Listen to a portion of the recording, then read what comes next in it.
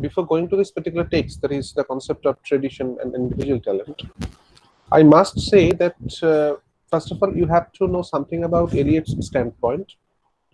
He is a literary patriarch to some extent because he is a classicist in literature.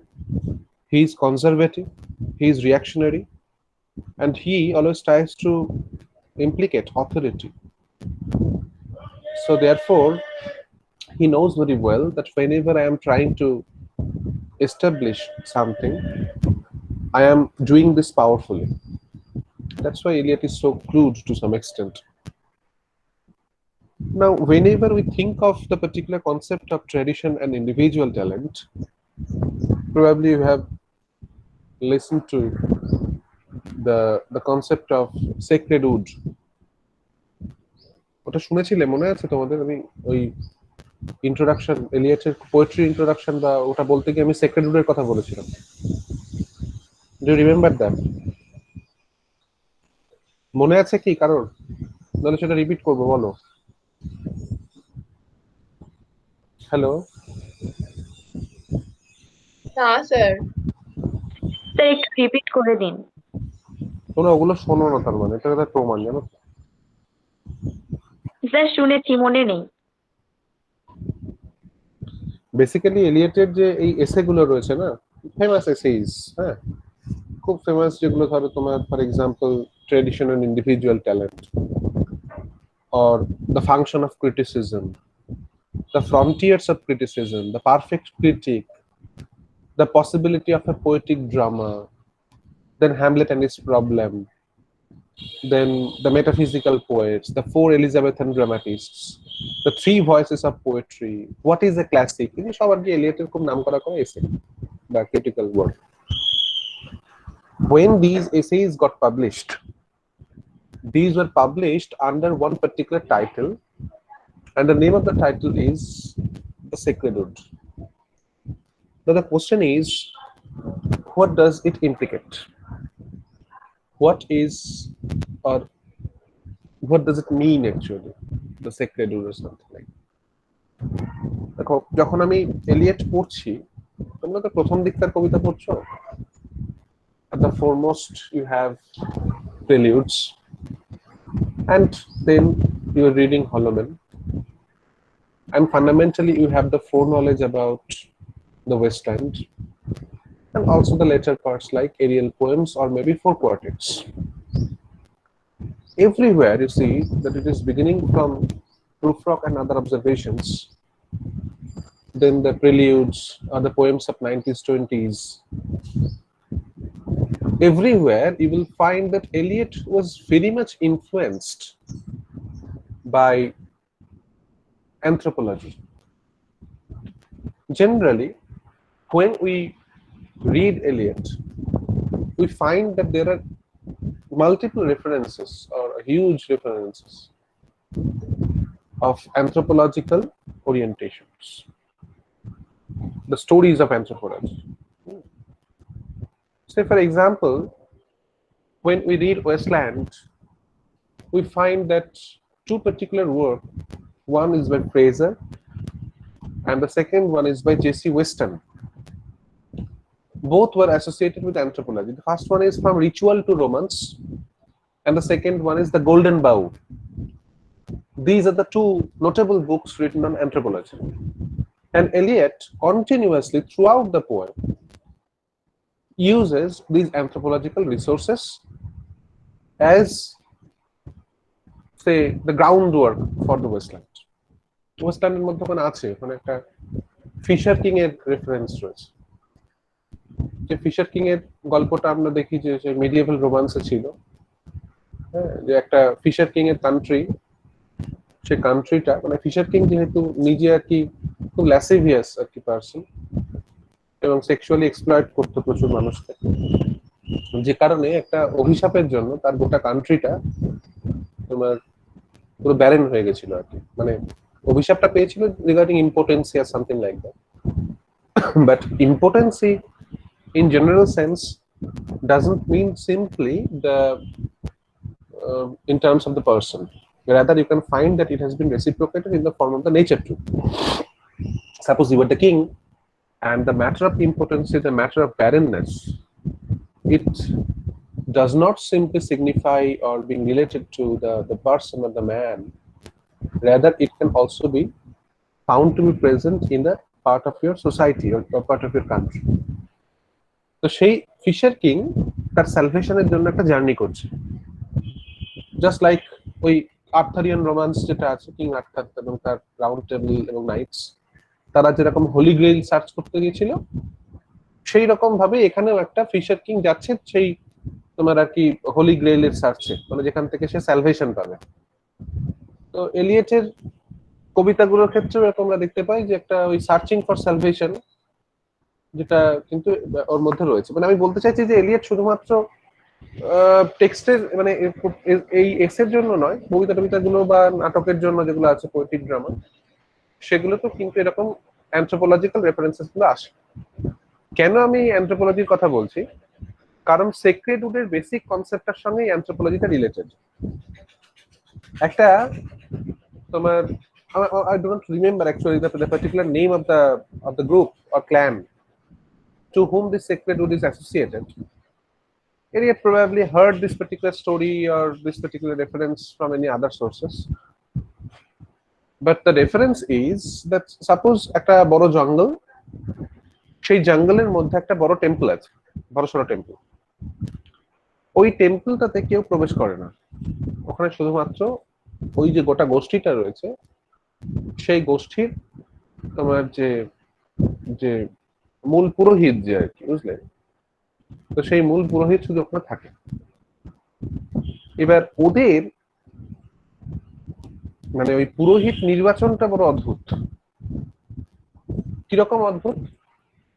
ধরো for example তুমি হচ্ছ সেই মন্দিরের মূল পুরোহিত,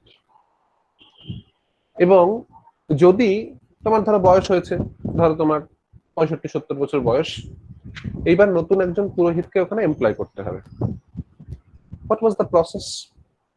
The process was that a new person will be selected by the king or maybe the leader of that particular clan, and when he will be sent or while he will be sent to the temple, in the way to temple he will just break a branch of a tree. মানে ধরো জঙ্গলটা রয়েছে, তো জঙ্গলটার মধ্যে কোনো একটা গাছের কোনো একটা ডালকে সে ভেঙে নিয়ে যাবে, এবং ভেঙে নিয়ে গিয়ে সে ওখানে যাবে, ওখানে গিয়ে পৌঁছাবে।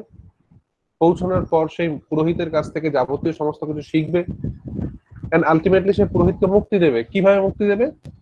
ওই গাছের যে ব্রাঞ্চটা, তাকে তার মানে সেটা দিয়ে তাকে স্ট্যাব মতো করে আর কি, বুঝতে পেরেছো, মানে বাই কিলিং হিম। এটা কিন্তু রিচুয়াল। দ্যাট মিনস তুমি যখন পুরোহিত হচ্ছ, you should know that my future is similar, আমাকেও পরবর্তীকালে এই ঘটনাটা ফেস করতে হবে। এই যে জঙ্গল এবং টেম্পল এবং এই যে পার্টিকুলার স্টোরিটা, এই স্টোরিটার সঙ্গে কিন্তু ওই সেক্রেড উড টার্মটা related. This is called the sacred wood. কেন এটা ইম্পর্টেন্ট, কেন এই পার্টিকুলার স্টোরি রেফারেন্সটা এখানে আমি আনছি, তার রিজনটা হচ্ছে যে while you think of the future of any particular text, literary text, the similar kind of thing actually happens. মানে তুমি যখন লিখছো তখন কিন্তু side by side you will find the same orientation will actually happen. তুমি লিখছো, তোমার লেখা রয়েছে, ভবিষ্যতের কোন একজন অথর সে কিন্তু তোমার লেখাটাকে ইউজ করবে নিউ ওয়ে। ধরো এই ব্যাপারটা বলতে গিয়ে I must say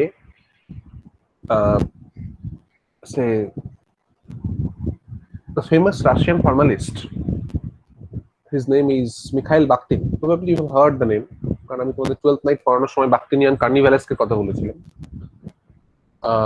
সেখানে বাখতিনের একটা থিওরি আছে, থিওরিটার নাম হচ্ছে ডায়ালজিজম। ডায়ালজিজম, DIALOGISM. You can take a look of this particular term from internet resources.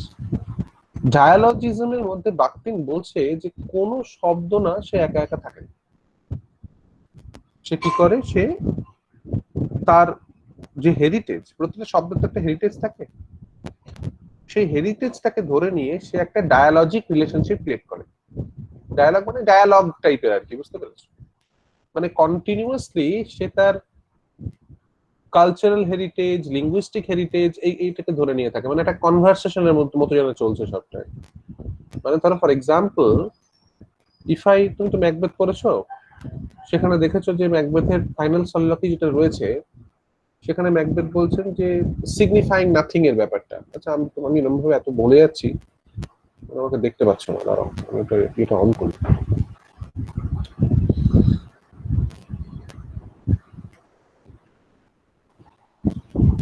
এটা অদ্ভুত শোনায় আর কি, পুরোটা দেখা যাচ্ছে ভিজিবল। আচ্ছা, প্রেজেন্টেশন হলে আর কি করে দেখবে, যাই হোক না কেন। তা আমি যেটা বলছিলাম যে ওই ডায়ালজিক ব্যাপারটার মধ্যে ওখানে বলছে পরিষ্কার করে যে ধরো আমি বলছিলাম ম্যাকবেথের রেফারেন্সটা দিয়ে, suppose when you are reading Macbeth, when you are going through Macbeth, what happens, that fundamentally we find that at the final soliloquy of Macbeth, there was a particular reference to the signifying nothing episode. মনে আছে তো সেটা? নিশ্চয়ই না ভুলে গেছো? একটু মাঝে মাঝে আমাকে না উত্তর দেবে, আমি বুঝতে পারছি না যে নেটওয়ার্ক আছে কিনা। পোর্টার সিনটা, ওটা সিন নয়, ওই একদম লাস্টের দিকে আছে না, যেখানে তোমার life is a tale told by an idiot full of sound and fury signifying nothing, মনে পড়ছে না লাস্ট সাইলকি? হ্যাঁ স্যার। হ্যাঁ হ্যাঁ হ্যাঁ, দুটো সলিলকি ছিল, একটা হচ্ছে লেডি ম্যাকবেথের আর ম্যাকবেথের নিচে, এই দুটোই। অনেক অনেক সলিলকি ছিল, কিন্তু তার মধ্যে এটার কথা বলছি আমি। আমি যেটা বলতে চাইছি মূলত যে ওই যে সিগনিফাইং নাথিং যে এপিসোডটা রয়েছে না, ধরো for example you will find that somehow Shakespeare, while he is using this particular phrase signifying nothing, he has a typical formation of ideology to be specific. এটা পার্টিকুলার আইডিওলজি, একটা particular orientation, সেটা কিন্তু শেক্সপিয়ারের রয়েছে। এইবার ধরো পরবর্তীকালে আমি যখন কোনো একটা জায়গায় যখন আমি সেটাকে ইউজ করছি, তখন আমি আমি শুধু শব্দটাকে, ধরো suppose you have the foreknowledge of Macbeth, you have the basic ideology that Shakespeare actually implemented through this particular reference, and when you are using this very term or these words in your writing, do you consider that it is completely free words, or rather you will find that these are actually ideologically being related? বুঝতে পারছো কি বলছি আমি? ধরো আমি যে Holloman পড়ছি, Holloman পড়তে গিয়ে আমি দেখছি যে আইজটা খুব ভাইটাল হয়ে দাঁড়াচ্ছে, তাই তো? আমি জানি না তোমরা একটু শুনেছো কিনা, যদি শুনে থাকো তুমি দেখবে যে সেকশন 1, সেকশন 2, সেকশন 3 সব জায়গাতে দেখবে আইজ এর রেফারেন্স আসছে বারবার করে। Have you come to that? শুনেছো কি একটু? হ্যাঁ ওখানে পেয়েছো না আইজ এর কথা? আমি আইজ অফ শ্যারনের কথা বলছি, আমি আইজ অফ বিট্রিস এর কথা বলছি, তাই না? এবার এবার ব্যাপারটা হচ্ছে কি যে আলটিমেটলি আমি কিন্তু, তোমরা বুঝতে পারছো না হয়তো যে আমি এই গল্পের মধ্যে দিয়ে আসলে ট্রেডিশনাল কনসেপ্টে ঢুকছি আর কি, যে এলিয়ট কি বলতে চাইছেন মূলত, ঠিক আছে?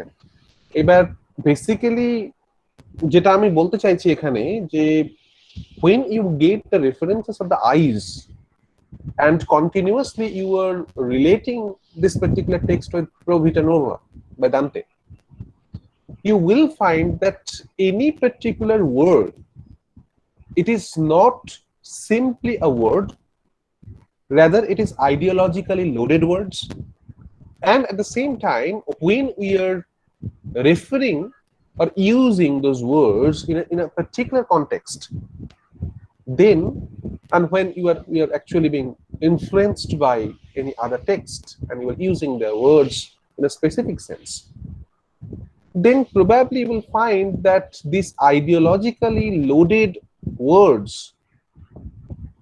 it carries the whole conception or whole concepts or thoughts or ideologies that actually got associated with these words or phrases in the previous text. Or maybe when Shakespeare is using signifying nothing, he had the foreknowledge of anything else, হয়তো হতে পারে তার একটা আগের কোনো একটা কিছু রয়েছে। ওই যখন বলছে যে আই এম নট, প্রুফাকের ক্ষেত্রে ভাবো, I am not Prince Hamlet nor I am meant to be. So what does it mean? Who is this Hamlet? So ultimately, you need to know about Hamlet. You need to know about the conflict of Hamlet. You need to know about the typical to be or not to be crisis of Hamlet.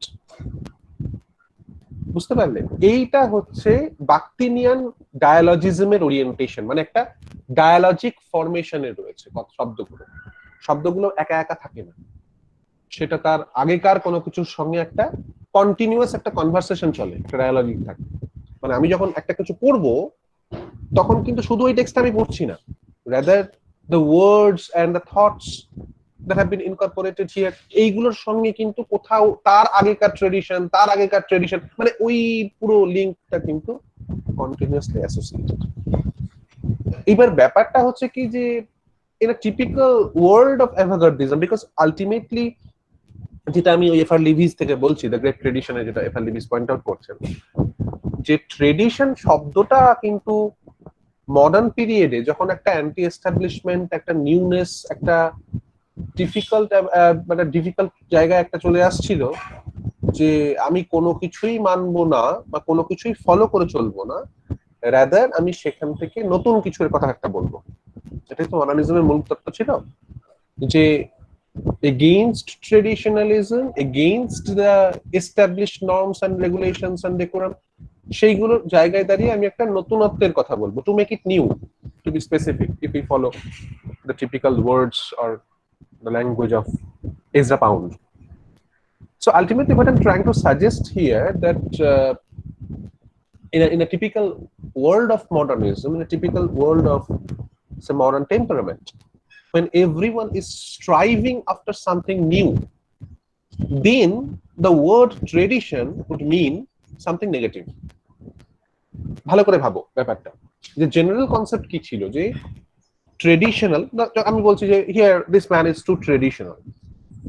আমরা কিন্তু যখন আর কি নতুনত্বের কথা বলি, যখন আমরা সবসময় আমাদের ফোকাসটা হচ্ছে to do something new, to think something new, to write something new, at that very moment when you consider, oh আমার বাবা মা ওনারা একটু সেকেলে, তারা একটু ট্রেডিশনাল, ওকে, মানে আমরা ট্রেডিশন শব্দটার সঙ্গে অর্থোডক্সিকে অ্যাসোসিয়েট করি, ইন জেনারেল টার্ম বলছি, not in the sense of Eliot. আমরা ট্রেডিশনাল শব্দটার সঙ্গে অর্থোডক্সিকে অ্যাসোসিয়েট করি, আমরা ট্রেডিশনাল শব্দটার সঙ্গে একটা সেকেলে ভাবকে অ্যাসোসিয়েট করি, আমরা ট্রেডিশনাল শব্দটার সঙ্গে একটা ব্যাকডেটেড ফরমেশনকে অ্যাসোসিয়েট করি। কারণ আমাদের মেইন টেম্পারামেন্ট আর বেসিক টেম্পারামেন্ট, বেসিক ফোকাসটা হচ্ছে to do something new.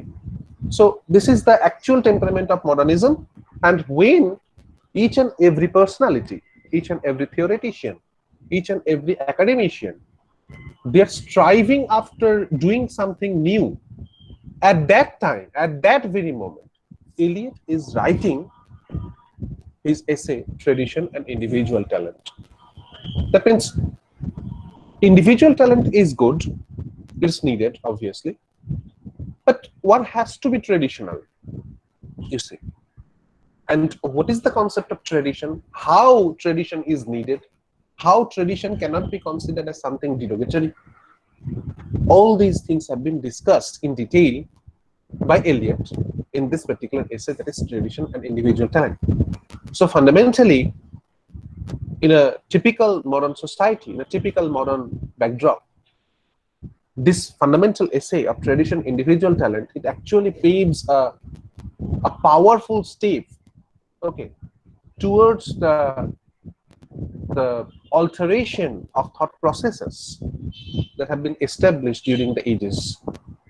যে কারণে কিন্তু Eliot's concept of tradition, his concept of the historical sense, okay, and the typical formations of ideologies that have been incorporated by Eliot in this particular text, all these are very significant, very important, not only for this examination but also for your academic career.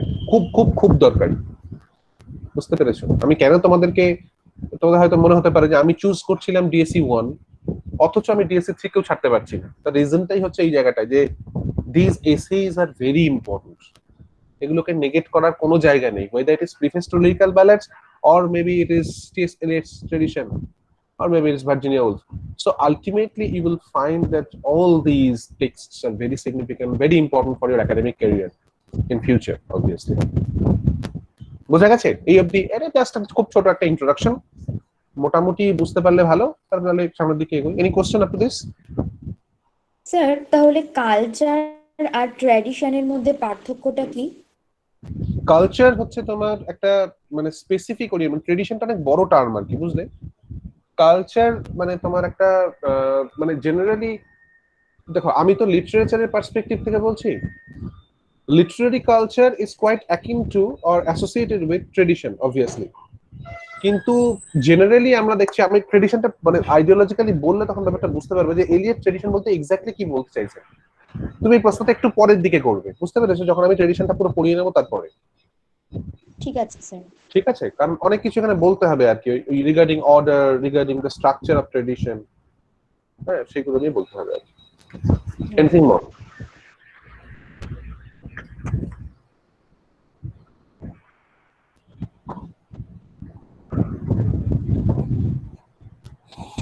আর কোনো question এখনো অবধি?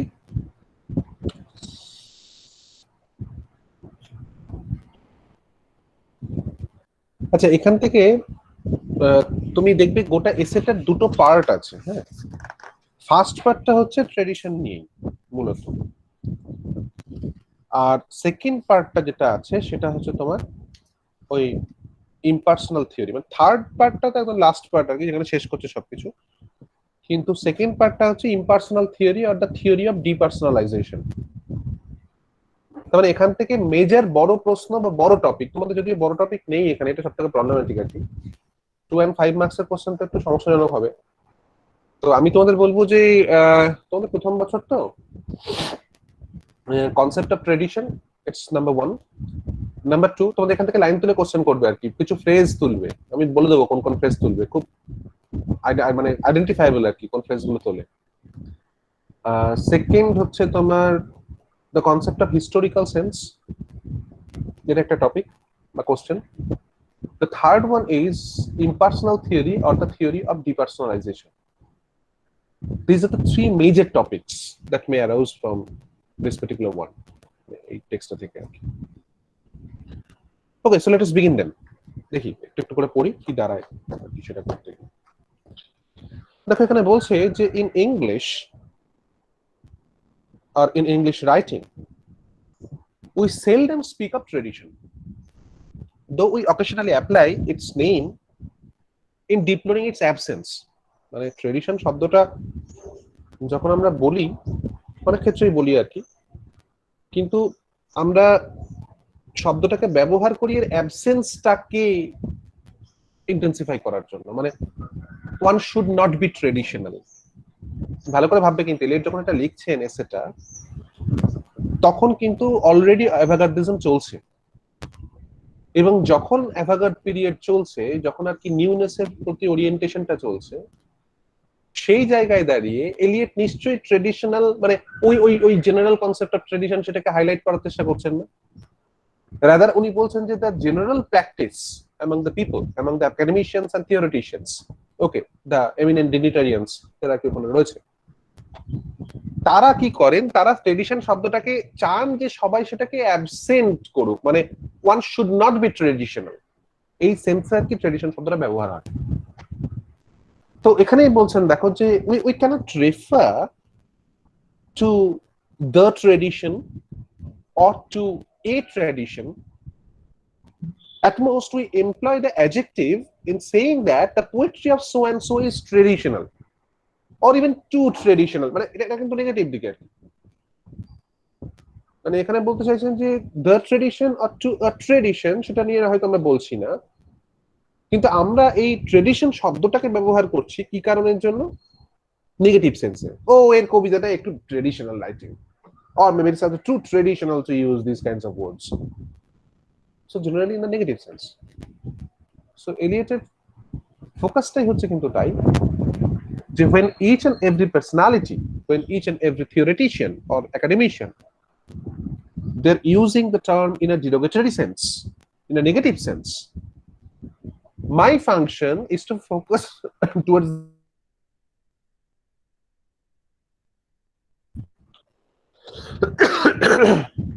so here he says seldom perhaps does the word appear except in a phrase of censor, মানে তুমি যদি traditional হও ওটাকে sensor করা হবে, মানে কেটে দেওয়া হবে, ভালো না। Oh, in the world of modernism, as you see, it's a modern text, and this particular man is writing too traditional. So why sir শোনা যাচ্ছে না, কেউ শুনতে পাচ্ছ না? শুনতে পাচ্ছি না স্যার। না স্যার, কেউ পাচ্ছ না? এখন না, ঠিক আছে, একটু আগে হ্যাঁ আমিও কেটে পাচ্ছি না, আসছে। কেটে কেটে যাচ্ছে। এখন ঠিক আছে? হ্যাঁ স্যার। ওই তাহলে নেটওয়ার্ক ইস্যু আর কি মনে হয়।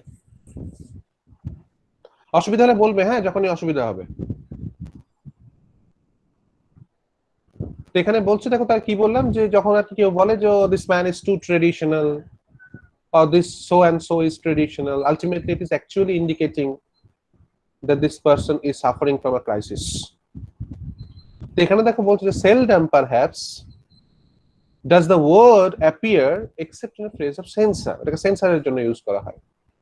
If otherwise it is vaguely approbative with the implication as to the work approved of some pleasing archaeological reconstruction, টার্মটা এটা বুঝতে পারছো যে আর্কিওলজিক্যাল সেন্স রয়েছে, সেটাকে রিকনস্ট্রাক্ট করার জন্য সেটাকে হয়তো ইউজ করা হচ্ছে। You can hardly make the word agreeable to English ears without this comfortable reference to the reassuring signs of archaeology. মানে ইংলিশ ইয়ার্স এর কাছে এটা অতটা এগ্রিয়েবল নয় এই শব্দটা, that is the word tradition or traditional, এবং তার কমফোর্টেবল রেফারেন্সটা তৈরি করা কিন্তু একটু জটিল আর কি। তাই এখন দেখো বলছে যে certainly the word is not likely to appear in our appreciations of living or dead writers, মানে কোন একজন living author or maybe any dead author তাকে অ্যাপ্রিশিয়েট করার উদ্দেশ্যে কিন্তু ট্রেডিশন শব্দটা ব্যবহার করা হয় না, বরং নেগেটিভ সেন্সে ইউজ করা হয়। একই কথা বলছেন বারবার করে, আসল জায়গার দিকে আমরা এগোচ্ছি আস্তে আস্তে। এই জায়গাটা একটু দরকারি, একটু আন্ডারলাইন করে রাখতে পারো এই সেন্টেন্সটা। এভরি নেশন, ও কি করে আন্ডারলাইন করবে তোমরা, in fact something problematic. Every nation, every race has not only its own creative but its own critical turn of mind, and is even more oblivious of the shortcomings and limitations of its critical habits than of those of its creative genius. ভালো করে বোঝো কি বলতে চাইছে। বলছে প্রত্যেকটা nation, প্রত্যেকটা race,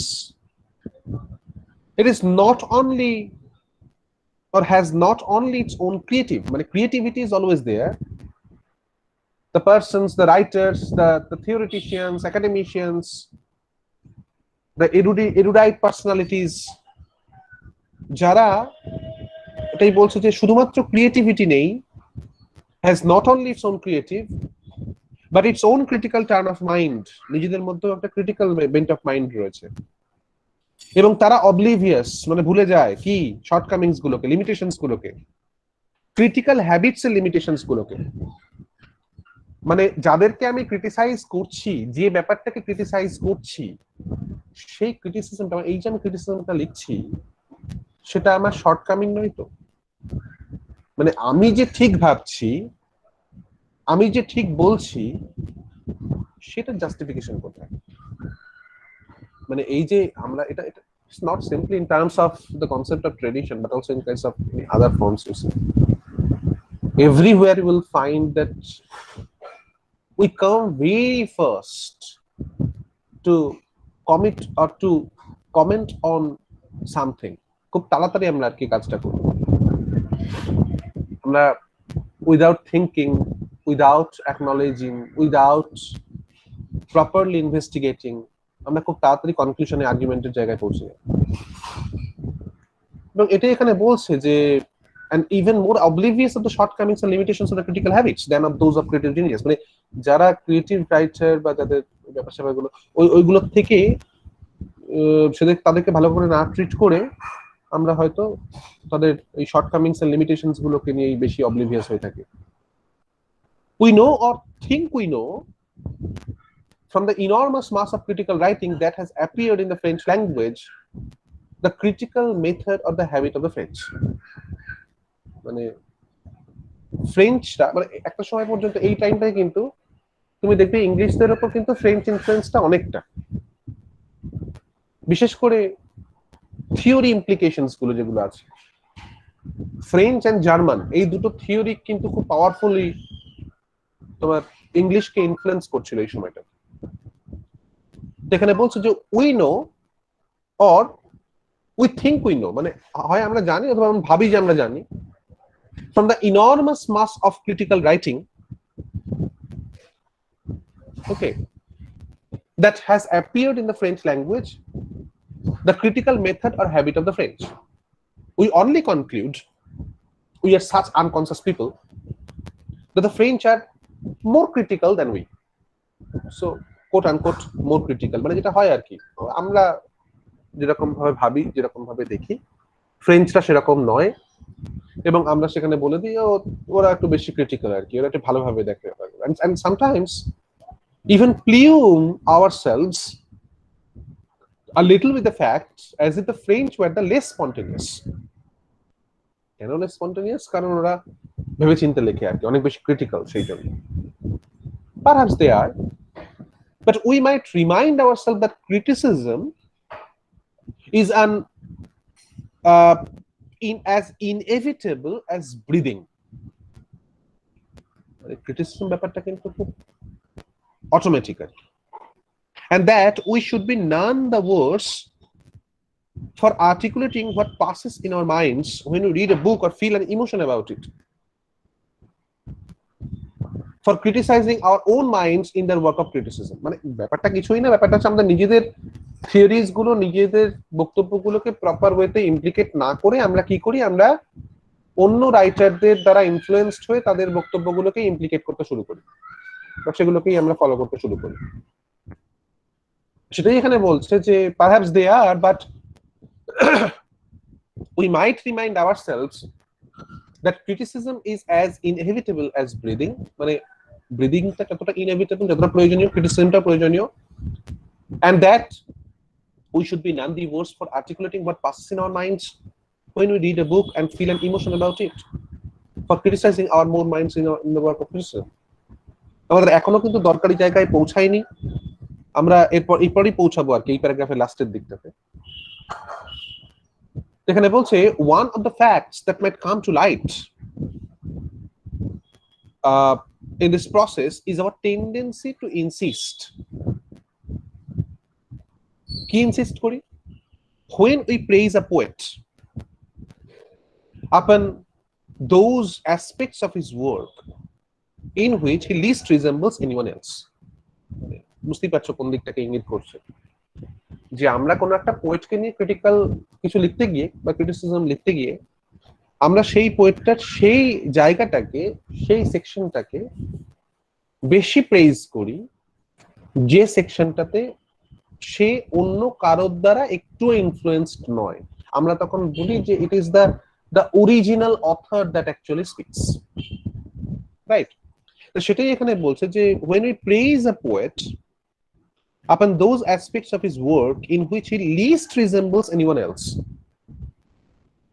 in these aspects or parts of his work we pretend to find what is individual.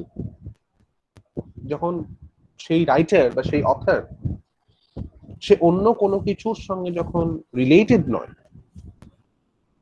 Right, বা অন্য কোনো কিছুর সঙ্গে তার কোনো রিজেম্বলেন্স নেই, তখন সেই অ্যাসপেক্টটা, সেই পার্ট অফ হিজ ওয়ার্ক আমরা মনে করি যে এটা হচ্ছে ইন্ডিভিজুয়াল। তো সেটাই এখানে বলছে, তার মানে এটাকে প্রেইজ করা যেতে পারে just because it is individual. Therefore it says we dwell with, okay, in these aspects or parts of his work we pretend to find what is individual What is the peculiar essence of the man? We dwell with satisfaction upon the poet's difference from his predecessors. মানে দেখো এর আগে এই অথরটা ছিল, এর জায়গা থেকে তো এর পুরোপুরি আলাদা। তাই বলছে we dwell with satisfaction upon the poet's difference from his predecessors, especially his immediate predecessor, মানে জাস্ট ওর আগে যারা লিখছে, এই একটা নতুন কিছু লিখেছে at least.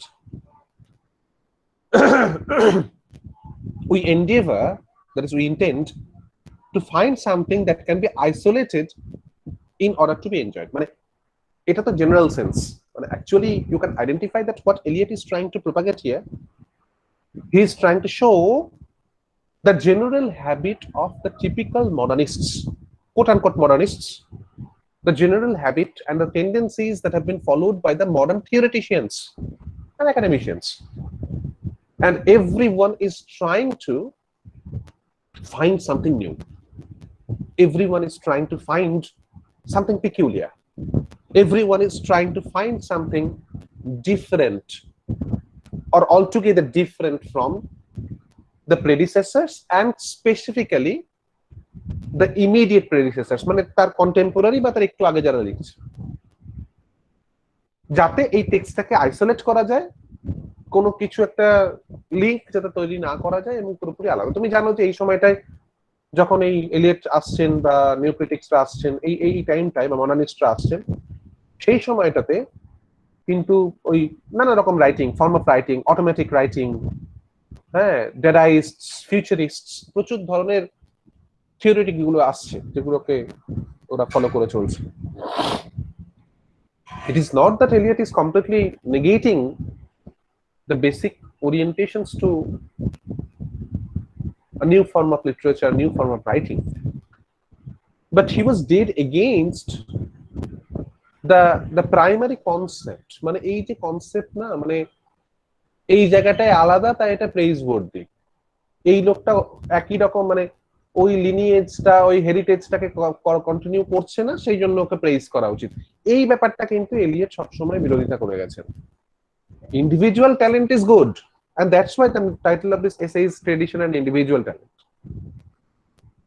So individual talent is good, it is needed obviously, surely, কারণ creative genius, they are obviously something different from others. এমন নয় যে তুমি যা লিখেছো যা পড়েছো তাই তোমায় লিখতে হবে। So if you think in terms of research, and when you are doing with something, you have to create a hypothesis at the very beginning of your research. আর সেই হাইপোথিসিসটা কিসের মাধ্যমে তৈরি হবে? By going through the earlier formations of researches.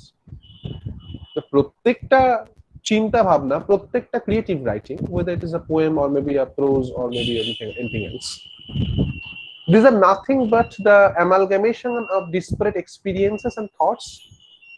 Okay, and obviously there lies each and every moment a kind of research. এবং এটাই বলতে চাইছি যে হাইপোথিসিসটা কিন্তু তোমার মানে সেই নিরালম্ব বায়ুভূত হবে না আর কি, তার কিন্তু একটা অ্যাসোসিয়েশন থাকবে, লিংক থাকবে, লিনিয়েজ থাকবে। আমি কিছু একটা নতুন করব, সেই নতুনটা করতে গিয়ে আমি একটা ভয়ানক কিছু তৈরি করে ফেললাম যার সঙ্গে কোনো কিছু সম্পর্ক নেই। According to Eliot, it is not something proper. Eliot বলছেন যে if we approach a poet without this prejudice, মানে কোন প্রেজুডিস বুঝতেই পারছো, he must be something, but he must write something new, he must not be associated with earlier forms or earlier form of writing.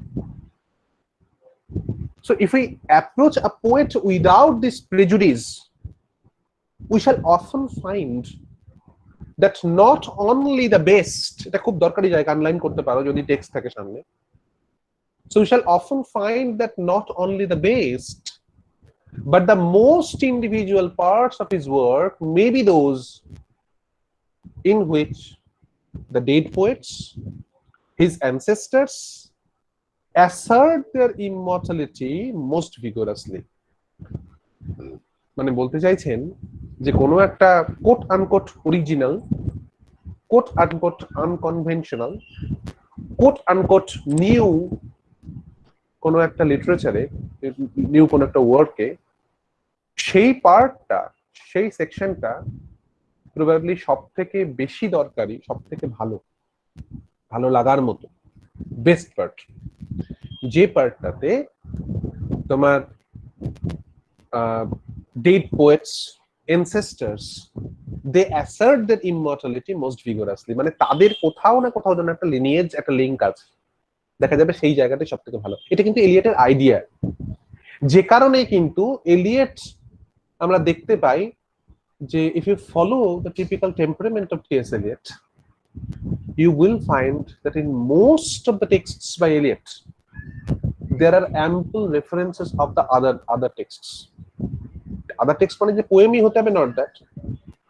যেমন ধরো আমি প্রেলিউডস যখন পড়াচ্ছিলাম তোমাদের, সেখানে একটা একদম লাস্টের দিকে মনে আছে যে wipe your hands across your mouth and laugh, the worlds revolve like ancient women gathering fuels in vacant lots, যেখানে বলছে একদম লাস্টের পার্টটা। আমি সেখানে তোমার একটা দুটো থিওরির কথা বলেছিলাম, জানি না তোমাদের মনে আছে কিনা।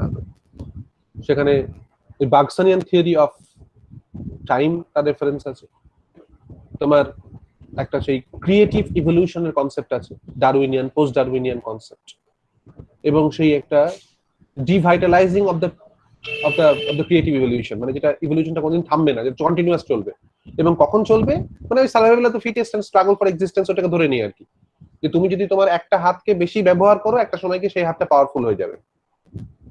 কিন্তু সেইটার আর্জটাকে কন্টিনিউ করে ওখানে বলেছিলেন যে ক্রিয়েটিভ ইভলিউশনের কথা বার্গসন, মানে আসলে ইভলিউশনটা হচ্ছে ক্রিয়েটিভিটির পার্সপেক্টিভ থেকে। তুমি যত কিছু তৈরি করতে যাবে, সৃষ্টি করতে যাবে, তত তোমার সেটার প্রতি টান বাড়বে। এবার এলিয়েট সেটাকে নেগেট করে দিয়েছিলেন যে আসলে কোনো প্রোগ্রেসিভ ইভলিউশন হচ্ছে না, সেই জন্য ওয়ার্ল্ডের মুভমেন্টটা সামনের দিকে যাচ্ছে না, বরং রিগ্রেস করছে। বুঝতে পেরেছো? মানে সেই জন্য আর কি gathering fuels in vacant lots নমর্থক একটা দিকে, একটা নেগেটিভ অ্যাসপেক্টস নিয়ে চলে আসছে। মানে শুধুমাত্র বুঝতে পারছো যে এলিয়ট যখন লিখছেন কোনো কিছু, he is actually using words and phrases and ideologies from eminent authors, eminent theoreticians, eminent scientists even, and maybe the anthropologists, somehow historians, okay, the writers of mythologies. All these disparate sections have been amalgamated in the form of literature. তো সেটাই এখানে বলছেন যে আমরা দেখতে পাই যে যাদেরকে আমরা ভালো রাইটার বলছি, তাদের যে ভালো টেক্সটের কথা বলছি, অনেক ক্ষেত্রেই দেখতে পাওয়া যায় যে সব থেকে ইম্পর্টেন্ট পার্টটা, সব থেকে দরকারি পার্টটা, সেটা হয়তো সেই জায়গাগুলো যে জায়গাটায় অন্যান্য টেক্সটের, অন্যান্য রাইটারদের, অন্যান্য অনেক কিছুর আর কি অ্যাসোসিয়েশন আছে। And I do not mean the imprisonable period of adolescence, but the period of full maturity. মানে ওখানে বলছেন যে যে কোনো একটা অ্যাডোলেসেন্সের কথা আমি বলছি না, বলছি ম্যাচিউরড, মানে ম্যাচিউরড পোয়েট আর কি, ম্যাচিউরড রাইটার। যে ম্যাচিউরড হবে, মানে এলিয়ট নিজে কিন্তু এক জায়গায় বলছেন, জানো আমার এক্স্যাক্টলি মনে নেই কোন সেটাই বলছেন, যে মানে before the age of 30, when a person is writing something, it is not up to the mark, it cannot be. In a typical society of modern society, a poet must be complex. মানে এই সমাজে এসে শুধু জল পরে পাতা নড়ে টাইপের কবিতা লিখলে কিন্তু হবে না, বুঝলে? সেই ফুল ফুটছে, পাখি ডাকছে, হাওয়া বায়ু বইছে, এই ধরনের কবিতা এখন আর জাস্টিফাইড নয়। A poet must be complex. এই কমপ্লেক্সিটিটা খুব দরকার, জটিলতাটা খুব দরকার। A matured poet is one who has got all the knowledges about them, whether it is the first-hand experience or not. But ultimately, before 30 যা লিখবে সেগুলো আর কি সেই ইমোশনে ভরা একটা অদ্ভুত টাইপের কবিতা। After 30, the mind is got gradually changed and transformed, and then the poems are, তুমি এখনই দেখবে, তুমি যারা একটু লেখালেখি করো আর কি, সবাই লেখে দু এক লাইন করে হয়তো। তোমার আজ থেকে 5 বছর আগেকার লেখা দেখবে, তোমার মনে হবে যে কি বাচ্চা বাচ্চা সব লেখা আছে, বাচ্চা বাচ্চা লেখা। That means it is not matured, it's something immature. এখানে বলছে যে I do not mean the impressionable period of adolescence but the period of full maturity. Yet if the only form of tradition of handing down consisted in following the ways of the immediate generation before us in a blind or timid adherence to its success, tradition should positively be discouraged. মানে বলছে যে if the only form of tradition of handing down consisted in following the ways of the immediate generation before us in a blind or timid adherence to its successes, মানে যদি এরকম হয় যে tradition মানে হচ্ছে আমার আগের জেনারেশন কি করে গেছে এক্স্যাক্টলি, অন্ধের মতো সেটাকেই ফলো করে একদম পুরো যা বলছে তাছাড়া কিছু বলবো না, তাহলে ট্রেডিশনটাকে বাদ দেওয়াই ভালো। মানে নেগেটিভ ভাবে নেওয়ার কিন্তু কোনো জায়গা নেই, বুঝতে পেরেছো? এটাই এখানে বলছে যে মানে if the matter is that she will follow blindly or timidly the writings or the writing patterns of your predecessors এবং ভাবছো আমি ট্রেডিশনাল অন্যরকম কিছু ভাববো না, তাহলেও কিন্তু ট্রেডিশন শব্দটাকে পজিটিভলি নেওয়া যাবে না। We have seen many such simple currents soon lost in the sand. অনেকে আছে এরকম, এটা কিন্তু হয় না জানো তো। যেমন ধরো ফর এক্সাম্পল ধরো আমি একটা এক্সাম্পল দিই, তুমি দেখবে ইংলিশে তুমি একটা পার্টিকুলার এজ মানে ওই মিডিয়েভাল পিরিয়ডটা ঠিক পরের দিকটাতে আর কি, চসারের পরবর্তী সময়, চসার টু স্পেন্সার গ্রুপের মধ্যে পড়ে, ওখানে না চসারিয়ানস বলে একটা গ্রুপ আছে। আমি জানি না তোমরা জানো কিনা, তোমাদের হিস্ট্রি পার্টটা একটু দুর্বল আর কি। দুটো সেকশন আছে, একটা বলা হয় ইংলিশ চসারিয়ানস, একটা বলা হচ্ছে স্কটিশ চসারিয়ানস, এবং তুমি সার্চ করবে দেখবে এদের নাম পাবে।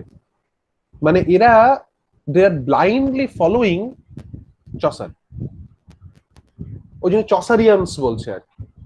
দেখো হিস্ট্রি কিন্তু এদেরকে খুব বেশি গুরুত্ব দেয়নি বলেই কিন্তু ওদের লেখা সেরকম পড়া হয় না। তুমি হয়তো নাম জানবে, okay there are particular group, there is a group, okay, who are named as the English Chaucerians or maybe the Scottish Chaucerians, শুধু নামটা পাবে, কিন্তু তাদের লেখা পড়েছো কি না। একই রকম ভাবে এরকম কিন্তু বেশ কিছু অথার্স ছিলেন বাংলাতেও যারা হয়তো রবীন্দ্রনাথকে ফলো করে চলছে পুরোপুরি একদম।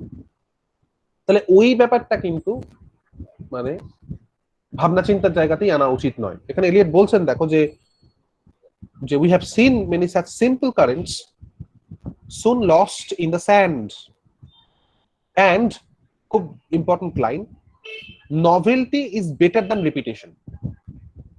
কোনো কিছু 100% রিপিট করার থেকে novelty obviously better. novelty মানে something new, so doing something new. তো এটা এখানে বলছে যে নভেলটিটা কিন্তু অনেকটা দরকারি আর কি, এখানে রিপিটিশনের থেকে অনেক ভালো।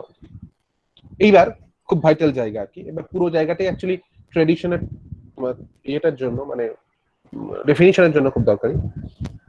এখানে বলছে tradition is a matter of much wider significance. It cannot be inherited, and if you want it you must obtain it by great labor. মানে ট্রেডিশন হওয়াটা তো সহজ না, ট্রেডিশনাল হওয়াটা মানে the way Eliot is proposing, the way Eliot is showing tradition, সেটাকেই উনি বলছেন যে ট্রেডিশন কিন্তু এর সিগনিফিকেন্সটা আরো ওয়াইডার।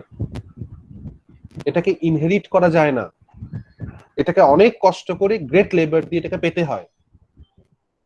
এটার জন্য প্রথম কি লাগে, it involves in the first place the historical sense, that is very significant, very important. Historical sense এই টার্মটা বলতে এলিয়ট কি পয়েন্ট আউট করছেন, কি বলছেন, এটা নিয়ে কিন্তু প্রশ্ন আসতে পারে তোমাদের ডাইরেক্ট 5 মার্কস। এখানে বলছে it involves in the first place the historical sense which we may call nearly indispensable to anyone who would continue to be a poet beyond his 25th year. এই যে অলমোস্ট 25 বছরের পর। মানে যে সমস্ত অথাররা 25 বছরের মধ্যে তার লেখাপড়া গুটিয়ে ফেলতে পারছে, ঠিক আছে কিছু লাগবে না, ওই একটা অদ্ভুত টাইপের ইমোশনে ভরা কবিতা লিখবে আর কি। কিন্তু যে সমস্ত অথাররা চান, যে সমস্ত রাইটাররা চান Beyond his 25th year, he will continue his academic career or the career of a writer. He must have that historical sense. So it involves in the first place the historical sense, which we may call nearly indispensable to anyone who would continue to be a poet beyond his 25th year. এবার একটু definition হালকা অল্প স্বল্প। And the historical sense involves a perception not only of, এগুলো খুব কোটেবল কিন্তু পুরো মুখস্থ করতে হবে জায়গাগুলো। A historical sense involves a perception not only of the pastness of the past but its presence. খুব খুব খুব কমন, মানে often quotable lines. তুমি pastness বলে কোনো শব্দ পাবে না, এটা কয়েনেজ, এরকম কোনো শব্দ তোমার ডিকশনারিতে পাবে না। What is pastness of the past? মানে পাস্ট শুধু পাস্ট হয় না, পাস্ট প্রেজেন্ট হয়ে যায়।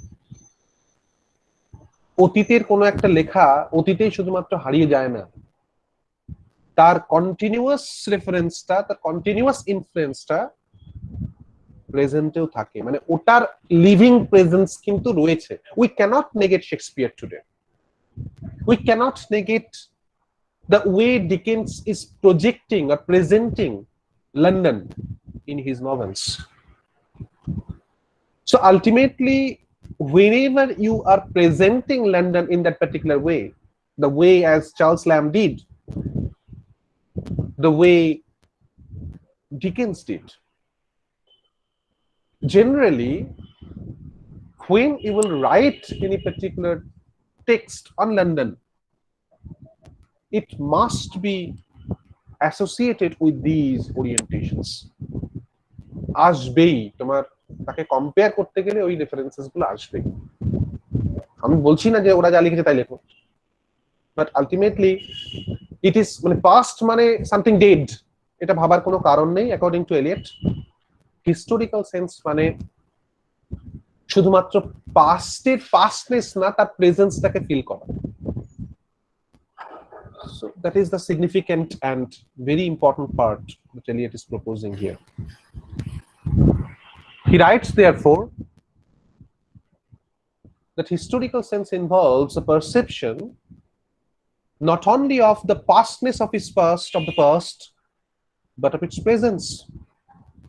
The historical sense compels a man to write not merely with his own generation in his bones, মানে শুধু তোমার নিজের জেনারেশন, নিজের সোসাইটি, নিজের সমাজ, নিজের লোকজন, নিজের পলিটিক্স, শুধু সেটাকে ক্যারি করলে চলবে না, but with a feeling that the whole of the literature of Europe from Homer and within it the whole of the literature of his own century has a simultaneous existence and composes a simultaneous order. বুঝতে পেরেছো কত ভারী একটা কথা? মানে তুমি তার মানে বুঝতে পারছো যে একটা ভালো অথর হতে গেলে according to Eliot he must have the foreknowledge of all these things. That means এই যে বলছে যে শুধুমাত্র তোমার কন্টেম্পোরারি রাইটারদেরকে নিয়ে ভাবলে কিন্তু চলছে না। এখানে বলছেন যে হিস্টোরিক্যাল সেন্স এটা কম্পেল করছে শুধুমাত্র নিজের জেনারেশনকে ক্যারি করে নয়, but with a feeling that the whole of the literature of Europe, শুধুমাত্র নিজের জায়গা, নিজের লিটারেচার, নিজের সমাজ তা নয়, গোটা ইউরোপের লিটারেচার পুরোটাকে ক্যারি করতে হবে, একদম হোমার থেকে শুরু করে রিসেন্ট রাইটার্স পর্যন্ত, তাদের simultaneous existence and composes a simultaneous order. এই অর্ডারটা খুব ভাইটাল, বিকজ টেক্সট পার্টে গিয়ে আমরা সেই অর্ডারটাকে ধরে নিয়ে আমরা ট্রেডিশনের জায়গাটাতে আসবো। এখানে বলছে but with a feeling that the whole of the literature of Europe from Homer and within it the whole of the literature of his own country has a simultaneous existence and composes a simultaneous order. This historical sense খুব vital, আমি বলছি জায়গাগুলো খুব মানে দরকারি আর কি, পারলে memorise করে ফেলো একদম। This historical sense which is a sense of the timeless, মানে something eternal জানো, and as well as the temporal, temporal মানে যেটা এখন হচ্ছে, টাইমলেস মানে যেটা আগেও হয়েছে এবং সেটা টাইমলেস হয়ে গেছে, ইটারনাল হয়ে গেছে। Homer's Iliad, Odyssey for example, Ovid's Metamorphosis, Virgil's Aeneid, Dante's Divine Comedy. These are the actual forms of timeless. এখানে বলছে যে historical sense, which is a sense of the timeless as well as of the temporal and of the timeless and the temporal together. মানে timeless ও temporal ও আবার timeless temporal একসাথে, মানে বর্তমান অতীত, অতীতের বর্তমান, বর্তমানের অতীত, বুঝতে পেরে সব একসাথে। So this historical sense, which is a sense of the timeless as well as of the temporal and of the timeless and of the temporal together, এইটা যদি থাকে is what makes a writer traditional. বুঝতে পেরেছো? তার মানে historical সেন্সটা essential, সেটা থাকলে যখন তুমি ওই যে বললাম, not only the pastness of the past but its presence, not only the contemporary situations, the contemporary conditions and the contemporary authors and the writing, but also the writing patterns of the whole Europe as Eliot proposes. তুমি এটা এখন এই মুহূর্তে দাঁড়িয়ে whole world, আরো বড় responsibility, একদম অতীত থেকে শুরু করে বর্তমান পর্যন্ত যে টেক্সটগুলো টাইমলেস হয়ে গেছে, যে টেক্সটগুলো বর্তমানের সেগুলো, এবং দুটোর মধ্যে সামঞ্জস্য রেখে সবকিছুকে যদি তুমি ক্যারি ফরওয়ার্ড করতে পারো তোমার মধ্যে, তবেই তুমি অ্যাকচুয়ালি ট্রেডিশনাল হবে। এই যে জীবনানন্দ লিখছেন না যে সকলেই কবি নয়, কেউ কেউ কবি, এই যে সকলেই কবি নয়, Jibanananda was very much influenced by Eliot, মারাত্মক রকম ভাবে। জীবনানন্দের লেখার মধ্যে এলিয়ট এবং কিটস এই দুটো খুব মারাত্মক ভাবে আছে। খুব কন্ট্রোভার্সিয়াল আর কি, একজন রোমান্টিক একজন অ্যান্টি রোমান্টিক, বাট এলিয়টের রোমান্টিসিজমটা একটু অন্যরকম আর কি। এলিয়টকে অ্যান্টি রোমান্টিক বললে একটু খারাপই হয়, new romanticism to some extent. তো আলটিমেটলি আমি যেটা বলতে চাইছি যে that means if you have to write anything, if you have to become an author or a poet, you need to carry forward all these things, you need to know all these things, you have to be scholarly, you have to be an erudite personality. Eliot যেরকম ছিলেন না, উনি একদিকে Anglican parts গুলো জানেন, একদিকে classical লিটারেচারে মারাত্মক রকম ধারণা তার, মানে প্রচুর ফ্রেঞ্চ জার্মান জানেন, এদিকে আবার পিএইচডি করছেন ইস্টার্ন ফিলোসফির উপর, উপনিষদ, বুদ্ধিজম, এইসবের উপর। So significantly you will find that why this man is so crude. এটাই এখানে বলছে, this historical sense, which is a sense of the timeless as well as the temporal, and the timeless and temporal put together, is what makes a writer traditional. And it is at the same time what makes a writer more acutely conscious of his place in time. মানে তুমি কোন জায়গায় দাঁড়িয়ে আছো। If you are an author, you are a writer, you have to be very conscious. মানে আমি কোন জায়গায় আছি, আমার আগে কে ছিল, আমার পরে কে আসতে চলেছে, আমার আশপাশে কারা আছে। তুমি যদি অতীত জানো তবেই না তুমি বর্তমানকে চিনবে,